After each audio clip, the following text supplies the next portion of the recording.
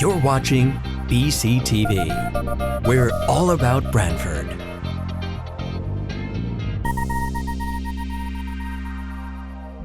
You're watching BCTV, Branford Government Television, a service of Branford Community Television. This program is brought to you in part through the support of the town of Branford. Good evening and welcome to the Police Commissioner meeting for September 8th, 2025. Meeting is called to order at 5:34 and in attendance, it's better to go with who we're missing. We're missing Bob and John and Val. Correct? John's participating by phone, Oh, that's right. for the record. Sorry, John. I muted you. Are you still there? Yes, I had to mute you. I think Okay, Yeah. I'm gonna mute myself too at once. Okay. All right, thank you. And Val.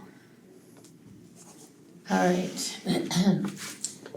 Second item is the approval of the minutes from I need a motion to approve the regular minutes from July 14th meeting. Make a motion. a second. Okay, Janice, second. All in favor? Aye. Next, we need a motion to approve the special minutes from the August 12th Commissioner meeting. Make a motion. Christine, yeah, second? I wasn't there, so I don't know if I can second it. There you go. Who's there? All in favor? Okay. Now, we need a motion to move to executive session, right? Mm-hmm. Is there a motion to move into executive session? Make a motion. Second. All in favor? Aye. Okay. For the record, it's for the purposes of conducting an interview. Oh. Okay, is there a motion to go back into the regular session? I'll make a motion. I'll make a motion. That's John. We're back in session at 5:48. Okay. I guess the next thing now, it would be to make a motion to accept James Wilson in the position of police officer with a start date of September 22nd to the police station and a start date of 10/2 to the academy. I make a motion. A second. Bruce and Janice, all those in favor? Aye. Aye. Okay. I guess now we're on to the report of the chief. All right, good evening, everyone. A busy traffic meeting and off to another busy start, but you had a lot in your packet this month. And the first thing I want to go over, if you have the opportunity to look at it, is a proposal from Falcon Public Safety Solutions. And what I'm seeking is approval for an asset forfeiture expenditure. I believe it's $9,000 or $99,000. So to kind of give you a little background, our dispatch center, in the past, there was movement to maybe add some staff, look at supervision prior to me coming here. I think they do a fantastic job.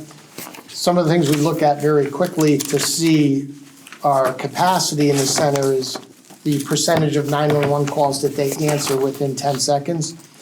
And that data is all public. It's on the Connecticut DSET website, but we're consistently in the top 5, if not the worst, the top 10 every quarter that they publish this data, that we're up there. So that tells us that we have the capacity to take the calls.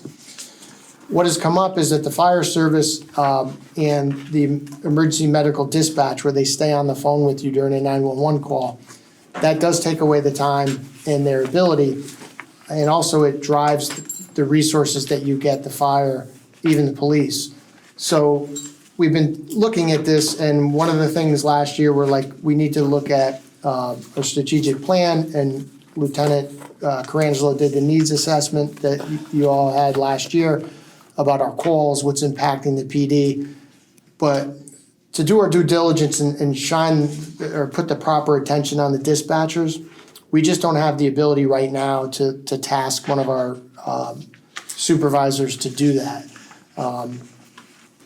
This field is becoming highly specialized. It is not what it was even 20 years ago, with the complexity of the computer systems, the demands that are pushed on them, the protocols, the amount of knowledge they need to have. So with that said, throughout the Connecticut area, this Falcon Public Safety Solutions has done a lot of consulting. One of the things that they did that kind of caught my eye is they do go in and do feasibility and staffing assessments and do overall review of current PSAPs or dispatch centers, but also how to manage integrating them with other towns. They actually were doing a regional merger. In speaking with some of those chief executive officers, they had high praise for this firm. And in speaking with their staff in developing this proposal, I was impressed with the level of understanding and knowledge that they did have. And I think this is a perfect example of outsourcing to give us kind of something to look at as a commission as we move forward for the next budget season or the budget season after that, with the understanding that we don't have the ability to do it right now.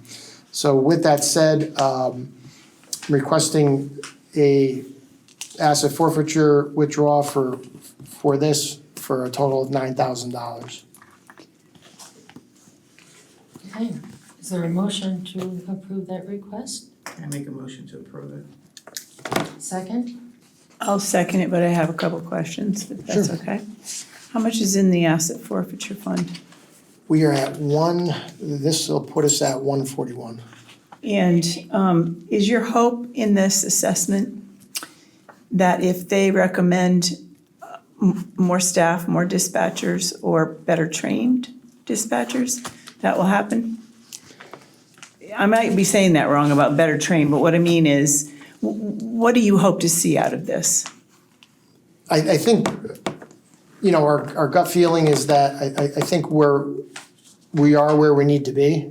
I know centers that handle less volume and have more people. I know centers that handle more volume with less staff than we have. I think what we're trying to get out of it is just something to put our feet on to say, okay, one area in particular, supervision. So supervision, right now, a police officer, one of the captains, oversees dispatch. Again, highly complex, specialized. Did it outgrow us as our management? We're struggling to meet our demands on the police side. Does that speak to we need a dispatch supervisor?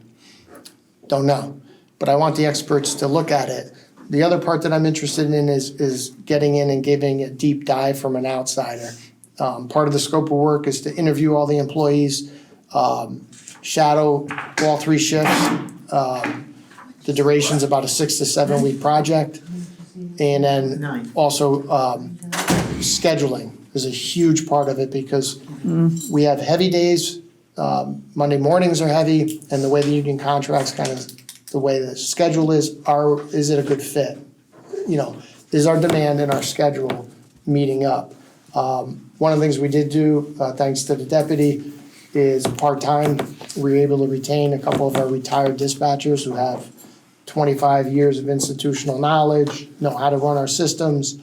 They were willing to stay on as part-timers to fill shifts, which great, because we would be in we'd be ordering dispatchers left and right because have 2 on training. Mm-hmm. So I think from the administration on the police side of the house, I want to know what we can do better. Again, they're well trained, and we're big supporters. They do a fantastic job. They're not always recognized, that their levels of stress, what the calls they take, what they're doing. They're no different than the police and the fire. They're just kind of the unsung heroes. So this is something that'll be turnkey. We'll get it. The fire can digest it. Police, fire, commission, we can look at it. May say we're good. May say, and I just think an outsider's view would be helpful. I appreciate that. Thank It you. comes down to the old adage, fresh set of eyes is the best set of eyes, Again, right? I mean, it's pretty much, I think it's money well spent here, you know? Me too. Yeah, and they're very reputable, so we're Yes. What's the possibility of this contingent fee? Are we going to plan for that? Are we gonna hold You know- fast at $9,000? I don't believe so. I mean, looking at the scope of work, the fire administration and us have looked at it. I think we're okay. You know, if something does come up and we're going in an area we really want to dig deeper, Come back. we can discuss it at that point. Okay, It just was, I was in review of the asset forfeiture account and the annual training and the equitable sharing manual of what's permitted. And as I was going through it, needs assessments, staffing assessments for shared services tied to police and all fit. And I'm like, okay, you know, we don't have a consulting line in our operating budget. So, like, well, let the drug dealers pay for this one. yeah, Yeah. sounds good to me. All right, so thank you for that. Wait a minute now. No, we have to, Yeah. final vote. Yeah. I mean, You made the I made a motion. second and asked questions. Okay, so all in favor? Aye. Okay, All right. Also, in your packet was our 2024, 2025 annual report. I want to thank Michael, our crime analyst, for doing this. This is like the one-stop shop if you want to know everything about us. Everything about the department, our calls, use of force, pursuits. This is a fantastic document. It's a living document we do. This is on the fiscal year pursuant to the town charter for our reporting, but everything is in here that one could want to know. Very detailed, impressive report. He puts a lot of time into it. So we kind of go through this every year and we look at it. And one of the things that, you know, is also in here is kind of some bits and pieces of the staffing assessment or the needs assessment, the demands we're facing. So this is on our website. We're going to try to make some changes to our website, but if anyone wants it, they can reach out to us, email us, and we'll get it sent out. But if you have the opportunity to go through this, very well put together document. I actually did go through it. Very easy to read. Yeah. your mail must come early. What? Your mail must come early. I read it online, Oh, but, which is hard to do, but I did. I learned a lot, to tell you the truth. That I think it's a wonderful document and very well done. Appreciate it very much. So with that, you also have the monthly reports. There was no substantial points of interest or changes that, in difference for time to highlight tonight. But one of the other things is the personnel overview. So, you know, first and foremost, congratulations to James Wilson, the newest candidate that you guys approved tonight. He'll be going to the October Academy.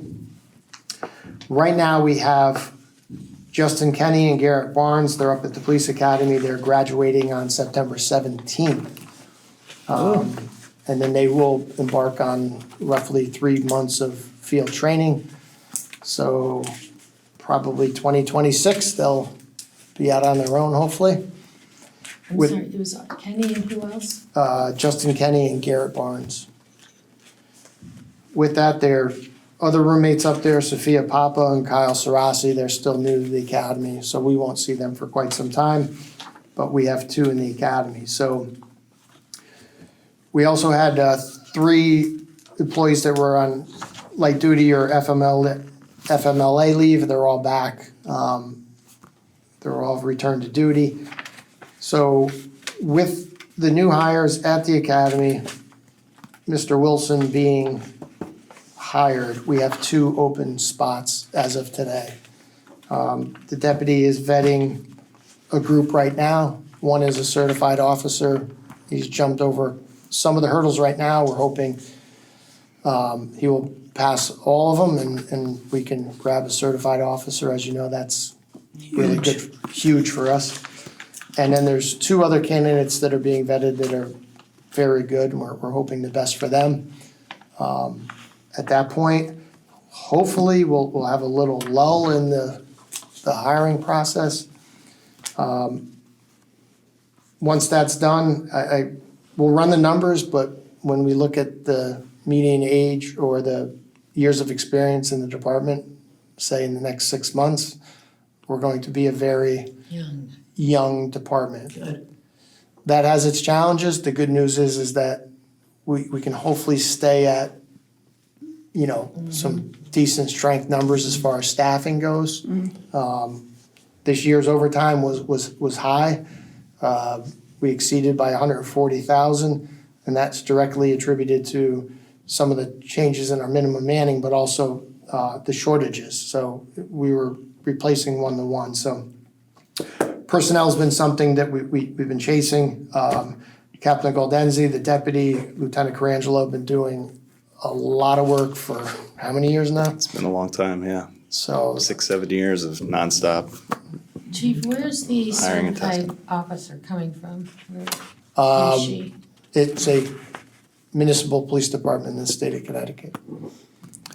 Still to be vetted out, so he has a lot of Okay. steps to go through. So Okay. hopefully we'll be able to get him in front of you for October, if not November, if he passes all the steps. So Yeah. We could So, also do a special meeting for that, couldn't we?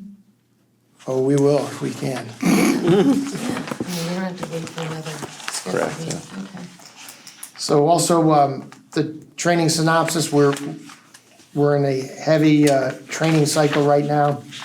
Couple things to keep on the radar. Pursuant to our Axon contract, we're getting the new Taser 10s. Those are the electronic conductive, better known as tasers, but this actual model has a lot more benefits from distance, officer safety, usage. It's a much better product, but the whole department's gonna have to go through this training. We're getting that going. They just finished active shooter training, thanks to Sachem Capital for helping us facilitate the old chowder pot. Fantastic training with the fire department, and our hats off to them and thank them for providing medics and their personnel to do some integrated scenarios with them, and then give our officers an update on trauma casualty care, tourniquets, stop the bleed, gunshot wounds, active shooter. So I had the opportunity to go out there and watch fantastic integration with the fire department. We thank them for their commitment, and the medics, their knowledge was clearly on display, and I'm sure our people retained it.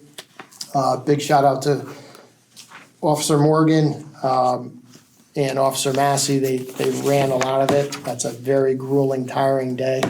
All in all, they took real life situations that police and fire have faced in the past 6 months in various parts of the country, and they break those down and then simulate that for them. So really good training. Then they're gonna springboard right into our firearms training. That's gonna be coming up for the whole department, as well as a big block of police academy certifications for our certifications. So that's gonna be coming up. So again, staffing, regular duties, but then on the backside, we're still focused on the training, and we always appreciate the support from the commission, the Board of Finance, everyone, because we have to train. Things are ever changing, they're getting more challenging, and it is imperative that we do that. So our commitment there, you will see in that synopsis. Chief, due to the renovation of the PD, where is the firearms training? Do you do that? Yeah, we utilize an off-site location either at the East Haven range on North High Street or Tilcon. They have a range there as So you well. don't ever do it here? We do, but due to the renovation, we Right, can't at can't, this okay. time. That's my question, thank you. Which Yeah. actually works out well because it gives them an opportunity to do some different Yeah, training iterations with the size of the range and stuff, Yeah. so works out well. As far as correspondence, we have a letter from a very nice citizen who took the time to thank Officer Sarasi with an issue she had with her wallet got stolen, and then they ended up fraudulently using her cards. Again, you lose your credit cards, stolen, cancel them immediately, put a fraud alert on your credit history. All too often, this is going on every day. Keep an eye on your credit. Also, we received a letter from a resident who's had a minor motor vehicle accident, wasn't sure how to handle it, came into the PD and saw Sergeant Kineski. Want to thank him for his professionalism, patience, and courtesy in helping him, taking the time to explain it. Good job by Sergeant Kineski. Speaking of the dispatchers, fire department presented dispatcher Christina Sands with a letter of commendation. It was very nice. She is a tenured, rock-solid dispatcher. We had a fire, a person lit an apartment on fire. So as you can imagine, it's an occupied dwelling, very chaotic. There's a language barrier and not all that cooperative caller. And she was able to sift through that and get the right resources and give the FD and the police, there was a police component to it, all the information they needed. And in their review, it really stood out as a very good job. So they came over and we presented her this. So very good job by Christina. And we also have Officer McCone and some of the fire department personnel accepted some cookies. I know, Casey eating cookies. This was from the group, the Blue Star Mothers. Want to do something for the community and first responders, so very nice gesture, nice picture there for them. And then lastly, a very touching letter that we received that didn't make it last commission of past two meetings. It was a sincere and heartfelt gratitude from Peggy and Abby Esposito, the family of the homicide victim, Anthony. Yeah. And just wanting to thank the Branford community, the fire department, the police officers, and all the staff personnel in the middle school and everyone who came to them in that really tough time of need. But have to point it out though, but a huge thanks to Branford social worker Danielle Sarasi as once again, that impact of what she does day in, day out. To be able to try to help in such a tragic time in any way, shape, or form, she just takes it to a whole new level. But our thoughts are with the Esposito family. Really appreciate them sending this out and the staff. And everyone here is always here for them if they ever need us. So if you get a chance to read that, but they're always in our thoughts. With that, I'll turn it over to the deputy. I'm sure he's got some building information for you. Yep, so we're in the thick of it now. If you haven't seen, if you've driven by either Laurel or Harrison Avenue, you'll see that we're getting there. We're starting to see the light at the tunnel, actually, which is good. The building is starting to shape up and come together. Right now, front entry phasing work is going on, so that includes slab removal at the front entry, waterproofing, a new slab will be poured in that area. Front portico is being built there. So we are still open to the public. There's fencing up. It's a little bit difficult because we have to phase this part of the project, but the workers on scene are making sure that the public could enter and exit the building as needed and that they're staying safe. So a lot going on there at the front, and the rest of the site, really. If you've seen the rest of the site, it's still a lot of work going on in terms of site work, although paving will be completed within the next month, hopefully. So that'll help us. Yeah, that'll definitely help the congestion on Laurel Street, the parking situation will get a lot better, at least once they get the binder coat down and cars can start then, or contractors start parking in the back. That'll help a lot. Our new roof is complete, yes. I was just going to ask you, because I've gotten maybe 4 or 5 phone calls asking me What's going on in the back? Is that where the carport, is that started to go There up? is, yep, it has started to go up in the back. 2 decks, 2 layers? No, just one carport, just basically a roof and parking okay. for the entire fleet underneath it to keep the fleet out of the weather. Yeah. So it'll be I don't 20 know why I 20 thought cars it or was so. gonna be 2 levels for that. but No. You can do it in one. It'll just be one level, just Okay. built up, just a, carport basically Yeah, and structure. then not scraping snow and ice. Exactly, it'd be really helpful. So new windows are in, the drywall and taping is completed, and the primer coat's completed. So on the inside, it is starting to shape up as to the building that we'll be reoccupying. So we're on track for a temporary certificate of occupancy for January. So the PD hopefully will be back in, working out of Laurel Street 3rd week of January, although the project won't be fully completed until the end of April. So, but we're getting there, so, Yeah, as long as you get Yeah. back in. exactly. Yeah, well, thank you. Thank you. John, did you have anything you wanted to say in the report of the chair? No, Patty, I think since you ran the meeting, take it away if you'd like to say All something. right, I would, thank you. I just want to say that I continue to be impressed every month with the number of letters and correspondence that come in from the residents of Branford, showing appreciation to our officers and staff. I mean, it warms my heart that we have such a nice community that we're working with day in and day out. So kudos to the officers Thank you. that make it Yes, Patty, possible. thank you. Okay, no public comments because there's no public here. So is there a motion to adjourn? Oh, wait, I did have one other thing. Because traffic isn't on here, we didn't really vote on anything, so I guess I could just say what I has to say in the traffic minutes and not bring it to this? Okay, then we're back to motion to adjourn. I'll make a motion to adjourn. I second. I'll second. John second. Chris already did, Okay. yeah. Okay, meeting is adjourned at 6:13. This program was brought to you in part through the support of the Town of Branford.